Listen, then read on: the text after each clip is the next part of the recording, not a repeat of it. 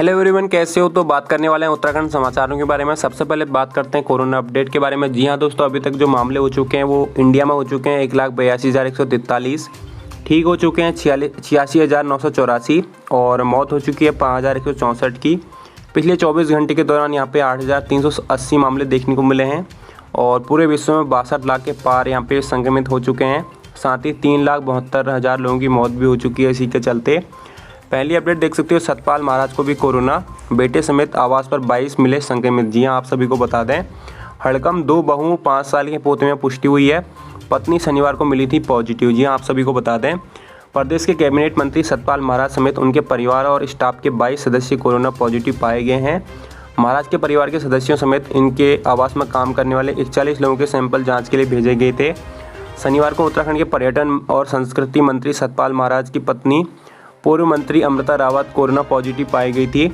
इसके बाद स्वास्थ्य विभाग की टीम ने महाराज और उनके परिवार के सभी सदस्यों के साथ ही आवास में काम करने वाले कर्मचारियों के सैंपल जांच के लिए भेजे गए थे।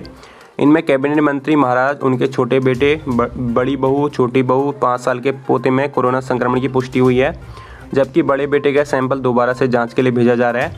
वहीं उनके चालक, गनर, माली समेत 17 कर्मचारियों में कोरोना संक्रमण मिला है।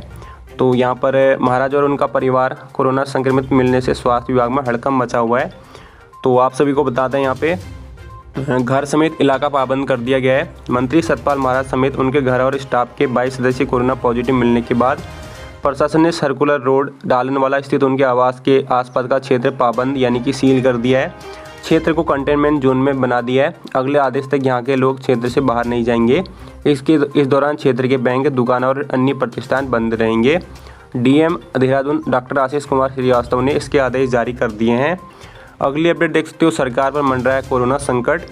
कैबिनेट मंत्री सतपाल महाराज के कोरोना पॉजिटिव आने से उत्तराखंड सरकार पर कोरोना संक्रमण का संकट मंडराने लगा है, क्योंकि यहाँ पे पॉजिटिव आने से पहले महाराज शुक्रवार को मंत्रिमंडल की बैठक में शामिल हुए थे।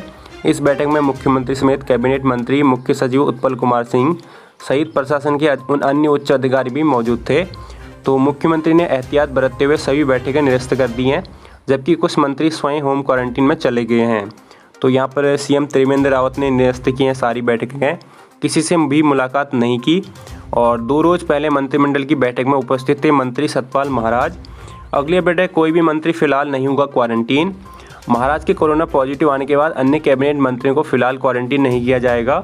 हालांकि जिला प्रशासन की ओर से मांगने पर गोपन विभाग ने 5 मंत्रियों समेत 20 लोगों के यहाँ पे नाम दिए हैं। अगली अपडेट देख सकते हो। अगली अपडेट यहाँ पर है, उत्तराखंड में 173 और संक्रमित मिले। प्रदेश में कोरोना मरीजों का आंकड़ा 900 के पार पहुँच गया है। जी हाँ, आप सभी को बता दें, प्रदेश में कोरोना के मामले लगातार बढ़ रहे हैं। रविवार को 173 कोरोना संक्रमित मरीज मिले हैं। इन्हें मिलाकर संक्रमितों का आंकड़ा 922 पहुँच गया है। अपर सचिव युगल किशोर पंत ने बताया कि रविवार को सैंपल जांच रिपोर्ट में 1063 निगेटिव मिले हैं, जबकि 11 जिलों में 173 लोग कोरोना संक्रमित पाए गए हैं। इसके साथ ही देख सकते हो, नैनीताल रेड और उधम सिंह नगर ग्रीन जोन में शामिल हो चुका है। सरकार ने कोरोना मामलों के आधार पर नैनीताल जिले को रेड और उधम सिंह नगर जिले को ग्रीन जोन घोषित कर दिया है। शेष 11 जिलों को पूर्व की भांति ऑरेंज जोन में रखा गया है। रविवार को मुख्य सचिव उत्पल कुमार सिंह ने इस संबंध में आदेश जारी कर दिए हैं। बीते एक सप्ताह में नैनीताल जिले में सबसे अधिक संक्रमित मरीज मिले हैं। यहाँ संक्रमितों की संख्या 260 पहुँच गई है। जोन के लिए तय 6 मानकों में खरा न उतरने पर सरकार ने नैनीताल जिले को रेड जोन घोषित किया है। वहीं उधम सिंह नगर को ग्रीन जोन में शामिल किया गया है। बाकी अन्य जिले पहले की तरह ऑरेंज जोन में शामिल हैं। अगली अपडेट पे चलते हैं। अगली अपडेट है, इंटर स्टेट आवाजाही के लिए अभी पास जरूरी। जी हाँ, आप सभी को बताते हैं, गाइडलाइन जारी। उत्तराखंड में ज़्यादा बदलाव नहीं। रेड जोन में दुकानें सुबह 7 से 4 बजे तक ही खुलेंगी। प्रदेश सरकार ने 1 जून से शुरू हो रहे अनलॉक 1 के लिए गाइडलाइन जारी कर दी है। प्रदेश में लॉकडाउन 4 के तहत बनाई गई व्यवस्था में ज़्यादा बदलाव नहीं किया गया है। सड़क मार्ग से इंटर स्टेट आवाजाही के लिए पास अनिवार्य रहेगा, जबकि केंद्र ने इसमें राहत दी थी। शाम 7 बजे से सुबह 7 बजे तक गैर जरूरी गतिविधियाँ पहले की तरह प्रतिबंधित रहेंगी। केंद्र सरकार ने शनिवार को कई तरह की राहतें प्रदान की थी। इनमें 8 जून से धार्मिक स्थलों को खोलने के साथ ही पर्यटन गतिविधियाँ शुरू करने पर सहमति दी गई थी। होटल, रेस्टोरेंट और अन्य आतिथ्य सेवाएं और शॉपिंग मॉल खोलने पर 8 जून के बाद मंजूरी यहाँ पे दी गई थी। केंद्र सरकार ने इसके लिए अलग से स्टैंडर्ड ऑपरेटिंग प्रोसीजर यानी कि SOP जारी करेगी। यहाँ पे प्रदेश सरकार ने केंद्र की राहत को अभी राज्य में लागू नहीं किया है। अगले आदेश तक सुबह 7 से शाम 7 बजे तक दुकानें और व्यापारिक संस्थान खुलेंगे। वहीं अगले 12 घंटे का गैर आवश्यक गतिविधियां प्रतिबंधित रहेगी। अन्य राज्यों में जाने के लिए राज्य सरकार ने पास की अनिवार्यता बरकरार रखी है। हालांकि अंतर जनपदीय आवाजाही के लिए वेब पोर्टल पर पंजीकरण कराना अनिवार्य है। पास की अनिवार्यता नहीं है। हवाई जहाज से आने वालों के लिए व्यवस्था नहीं बदली है। इसके साथ ही रेड जोन में दुकानें सुबह 7 से शाम 4 बजे तक ही खुलेंगी। शासन की ओर से जारी गाइडलाइन में रेड जोन में दुकानें सुबह 7 बजे से शाम 4 बजे तक ही खुलेंगी। आवश्यक सेवाओं के अतिरिक्त समस्त कार्यालय शाम 4 बजे तक खुलेंगे। श्रेणी 1 और 2 के सभी कर्मचारी और श्रेणी 3 और 4 के 33% कर्मचारी मौजूद रहेंगे। अगली अपडेट देख सकते हो, नेपाल सीमा पर तैनात करेगा सेना। जी हाँ, आप सभी को बता दें, नेपाल ने पहली बार भारतीय सीमा पर सेना तैनात करने की मंजूरी दे दी है। इससे पहले रविवार को संसद में विवादित नक्शे पर संविधान संशोधन विधेयक पेश किया गया। सूत्रों के मुताबिक नेपाली पीएम केपी शर्मा ओली ने कैबिनेट की बैठक में भारत से लगी 20 सीमाओं को छोड़कर सभी को बंद करने की मंजूरी दी है। गौरतलब है कि यहाँ पे नेपाल और भारत के बीच 1700 किलोमीटर की खुली सीमाएं हैं। अगली अपडेट है, आज से 200 विशेष ट्रेन है। पहले दिन 1,45,000 यात्री करेंगे सफ़र। जी हाँ, आप सभी को बता दें, नेपाल ने रविवार को कहा कि 1 जून सोमवार को 200 विशेष ट्रेनों का संचालन शुरू हो रहा है। इससे पहले ही एक दिन 1,45,000 यात्री सफ़र तय करेंगे। रेलवे ने कहा कि करीब 26 लाख यात्रियों ने 1 जून से 30 जून तक एडवांस रिजर्वेशन किया हुआ है। ये 200 विशेष ट्रेनें श्रमिक स्पेशल ट्रेनों और 30 स्पेशल AC ट्रेनों के अतिरिक्त हैं। इन ट्रेनों से सफ़र करने वाले यात्रियों को ट्रेन के प्रस्थान से करीब 90 मिनट पहले स्टेशन पहुंचना और कन्फर्म या RAC टिकट पर ही स्टेशन में प्रवेश और ट्रेन में सवार होने की अनुमति होगी। तो पहले दिन यहाँ पे 1,45,000 यात्री करेंगे सफ़र। 200 विशेष ट्रेनें चलेंगी। अगली अपडेट पे चलते हैं हम। अगली अपडेट यहाँ पे देख सकते हो, कुंभ स्थगन की मुहिम खारिज। जी हाँ, आप सभी को बताते हैं, संतों की आस्था अखिल भारतीय दशनाम सन्यासी परम आदर्श आचार्य महामंडलेश्वर समिति की ओर से वर्ष 2021 में आयोजित होने वाले हरिद्वार कुंभ को 2022 में कराने की मुहिम को अखाड़ा परिषद ने खारिज कर दिया है। साथ ही इस मांग को अनावश्यक बताते हुए हरिद्वार कुंभ 2021 में ही होने की बात कही है। अगली अपडेट पे हम चलते हैं। अगली अपडेट देख सकते हो, यहाँ पे कैबिनेट मंत्री के संक्रमित होने से सचिवालय कर्मियों में हड़कंप है। सचिवालय 1 हफ्ते बंद करने और नियमित जांच की मांग की गई है। अगली अपडेट देख सकते हो, PCS परीक्षा करवाई सरकार, ऐसा कहना है कांग्रेस के पूर्व प्रदेश अध्यक्ष किशोर उपाध्याय ने। ऐसा कहा है कि प्रदेश में जो है PCS परीक्षा होनी चाहिए। राज्यपाल और मुख्यमंत्री को लिखे पत्र में किशोर ने कहा कि उन्हें यह जानकर हैरानी हुई कि प्रदेश में 2016-17 से लोक सेवा आयोग ने PCS की परीक्षा नहीं कराई है। अगली अपडेट देख सकते हो, करम राम के हाथ में 6 माह और फेडरेशन की कमान। उत्तराखंड SC/ST एम्प्लॉयज़ फेडरेशन के अध्यक्ष का कार्यकाल बढ़ा। उत्तराखंड SC/ST एम्प्लॉयज़ फेडरेशन के प्रदेश अध्यक्ष करम राम का कार्यकाल अगले 6 महीने या कोरोना का प्रकोप कम होने तक बढ़ गया है। जी हाँ, आप सभी को बता दें, करम राम के हाथ में 6 महीने और फेडरेशन की कमान रहेगी। अगली अपडेट देख सकते हो, वेतन कटौती के आदेश को वापस ले सरकार, शिक्षक संघ। यहाँ देख सकते हो इस बारे में, 1 दिन का वेतन काटने के आदेश पर राजकीय शिक्षकों के बाद अब माध्यमिक शिक्षकों ने भी विरोध जताया है। उत्तराखंड माध्यमिक शिक्षक संघ की रविवार को ही ऑनलाइन बैठक में सरकार हर महीने 1 दिन के वेतन कटौती के आदेश के खिलाफ प्रस्ताव पारित किया गया है। तो इसमें यहाँ पर विरोध हो रहा है। अगली अपडेट पे हम चलते हैं। अगली अपडेट देख सकते हो, उत्तराखंड पहुँच चुके हैं 1,83,876 प्रवासी। लॉकडाउन के कारण विभिन्न राज्यों में फंसे 1,83,876 प्रवासी उत्तराखंड पहुँच चुके हैं। अब तक 2,64,056 प्रवासियों ने यहाँ पे उत्तराखंड आने के लिए ऑनलाइन रजिस्ट्रेशन कराया है। यह जानकारी प्रदेश सरकार की ओर से दी गई है। और यहाँ पे उत्तराखंड पहुँचे श्रमिकों में 25,156 रेल से आए हैं, 36,512 बसों के माध्यम से राज्य में आए हैं। अगली अपडेट है, मीटर रीडिंग होगी, घरों में आएंगे बिजली के बिल। जी हाँ, जून महीने से UPCL बिजली के बिल घरों में भेजेगा और मीटर रीडिंग भी होगी। अनलॉक 1 में UPCL ने कुछ ढील देने का फैसला किया है। UPCL के MD BC के मिश्रा ने इसकी पुष्टि की है। अगली अपडेट देख सकते हो, कांग्रेस हर मुद्दे को राजनीतिक चश्मे से न देखे, अजेंद्र अजय। भाजपा के प्रदेश मीडिया प्रभारी अजेंद्र अजय ने कहा कि कांग्रेस की नज़रों में राजनीति का चश्मा चढ़ा हुआ है, लिहाजा उसको कोरोना संकट के कारण पैदा हुए असाधारण और असामान्य परिस्थितियां नज़र नहीं आ रही हैं। कांग्रेस हर मुद्दे को राजनीति के चश्मे से देख रही है। अगली अपडेट देख सकते हो, 7 सालों में ऊन की 50% मांग पूरी करेगा उत्तराखंड। उत्तराखंड के पर्वतीय क्षेत्रों में अब उच्च गुणवत्ता वाली ऑस्ट्रेलियन मेरिनो भेड़ से ऊन का उत्पादन किया जाएगा। इन भेड़ों से प्राप्त होने वाले ऊन से देश के कपड़ा उद्योग की वैश्विक बाजार पर निर्भरता कम होगी। आने वाले 7 सालों में उत्तराखंड देश के लिए कपड़ा उद्योग की 50% ऊन की मांग को पूरा कर सकता है। अगली अपडेट पर चलते हैं हम।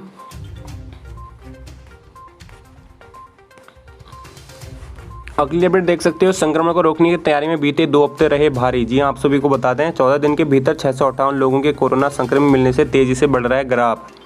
अनलॉक 1 में संक्रमण को रोकना बड़ी चुनौती बन गई है।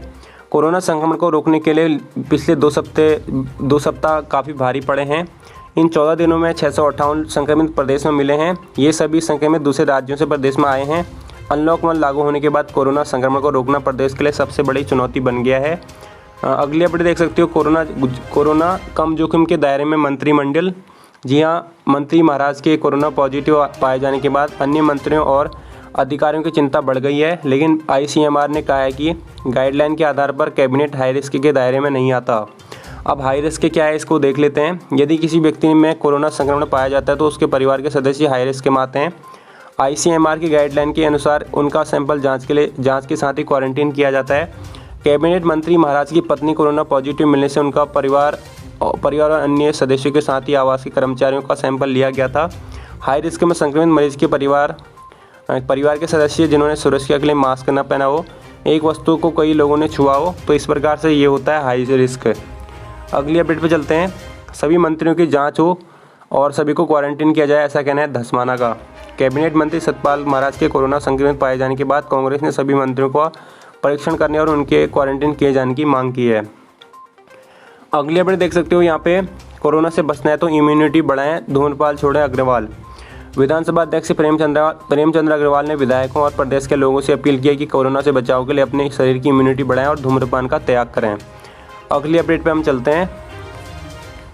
अगली अपडेट देख सकते हो, यहाँ पे प्लास्टिक दाना और चप्पल कारोबार दिखाकर की 529 करोड़ कर की चोरी। GST ई-वे बिल के नाम पर 529 करोड़ कर चोरी करने के लिए घोटालेबाजों ने कागजों पर तैयार फॉर्म में किसी तरह के माल का उत्पादन नहीं किया, लेकिन उत्पादन की ज़रूरत के लिए प्लास्टिक दाना और चप्पलों के लिए कच्चे माल का निर्यात कर दर्शाकर जाली ई-वे बिल तैयार कर लिए। अगले अपडेट देख सकते हो, कोविड-19 हेल्थ बुलेटिन की तर्ज पर वन विभाग जारी करेगा फायर बुलेटिन।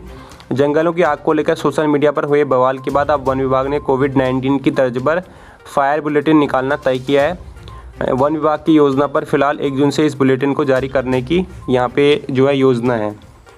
अगली अपडेट देख सकते हो, कालापानी विवाद से मैत्री संबंध पर नहीं पड़ेगा असर, नेपाली सांसद।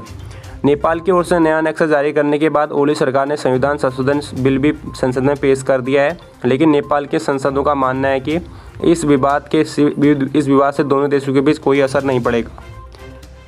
अगली अपडेट पे हम चलते हैं। अगली अपडेट है अखाड़ा परिषद कुंभ स्थगन के खिलाफ। जी हां, आप सभी को बताते हैं अखाड़ा परिषद के अध्यक्ष श्री महंत नरेंद्र गिरि ने महामंडलेश्वर समिति की मुहिम को खारिज किया। संतों की आस्था अखिल भारतीय दशनाम सन्यासी परम आदर्श आचार्य महामंडलेश्वर समिति की वर्ष 2021 में आयोजित होने वाले हरिद्वार कुंभ को 2022 में कराने की मुहिम को लेकर अखाड़ा परिषद ने खारिज कर दिया है। साथ ही इस मांग को अनावश्यक बताते हुए हरिद्वार कुंभ 2021 में होने की बात कही है। अगली अपडेट पे चलते हैं हम। अगली अपडेट, दंपति को रौंदने के बाद 1 किलोमीटर तक घसीटते ले गई बस। पति ने सितारगंज अस्पताल तो 6 माह की गर्भवती पत्नी ने हल्द्वानी ले जाते समय दम तोड़ा। प्रवासियों को बनबसा बॉर्डर पर छोड़कर श्रीनगर गढ़वाल लौट रहा नशे में धुत निजी बस का चालक बाइक सवार दंपति को रौंदने के बाद करीब 1 किलोमीटर तक बस घसीटता ले गया। हादसे में पति ने सरकारी अस्पताल में पहुंचने से पहले ही जो है दम तोड़ दिया, जबकि उसकी गर्भवती पत्नी ने हल्द्वानी ले जाते समय दम तोड़ दिया है। पुलिस ने दोनों वाहनों को कब्जे में लेकर चालक को गिरफ्तार किया है। अगली अपडेट पे हम चलते हैं। अगली अपडेट यहाँ पर देख सकते हो, खनन पर कोतवाली में हंगामा। पट्टा धारक और तथाकथित पत्रकार भिड़े, 29 के खिलाफ मुकदमा दर्ज। सुकरो नदी में रिवर ट्रेनिंग कार्य की वीडियो बनाने पर खननकारियों और कथित पत्रकार के बीच मारपीट हो गई है। इसके बाद उन्होंने कोतवाली पहुंचकर जमकर हंगामा किया है। तो अगली अपडेट पे चलते हैं। धामों में बारिश, ऊंची चोटियों पर बर्फबारी। पहाड़ों पर रविवार को मौसम का मिजाज बदलता नजर आया। चारों धाम बद्रीनाथ, केदारनाथ, गंगोत्री, यमुनोत्री में बारिश के साथ ही हिमालय की चोटियों पर बर्फबारी हुई है। दोपहर बाद शुरू हुई बारिश का सिलसिला शाम तक जारी रहा। इससे ठंड बढ़ गई। कई जगह लोगों ने गर्म कपड़े निकाल लिए। अगली अपडेट पर हम चलते हैं। इस बार नहीं होगा जोड़ मेला। जी हाँ, रीठा साहिब हर गुरुद्वारे के इतिहास में पहली बार जोड़ मेला नहीं होगा। कोरोना संक्रमण से बचने के लिए गुरुद्वारा प्रबंधन समिति ने यह फैसला लिया है। 3 दिन तक चलने वाला यह मेला इस बार 3 से 5 जून तक होना था। इस मेले में देश भर से करीब 2 लाख से अधिक श्रद्धालु रीठा साहिब गुरुद्वारे में मत्था टेकने आते हैं। तो इस बार ये नहीं होने वाला है कोरोना संकट को देखते हुए। तो गाइज़, ये कुछ महत्वपूर्ण खबरें थी यहाँ पे उत्तराखंड से रिलेटेड। अगर आपको ये वीडियो पसंद आई है तो इसको लाइक करना है, इसको शेयर करना है, और कोई कमेंट्स हैं तो बता सकते हो कमेंट बॉक्स में। तो तब तक हंसते रहिए, खेलते रहिए। मैं मिलूँगा नेक्स्ट वीडियो में। तब तक के लिए बाय। Thanks for watching.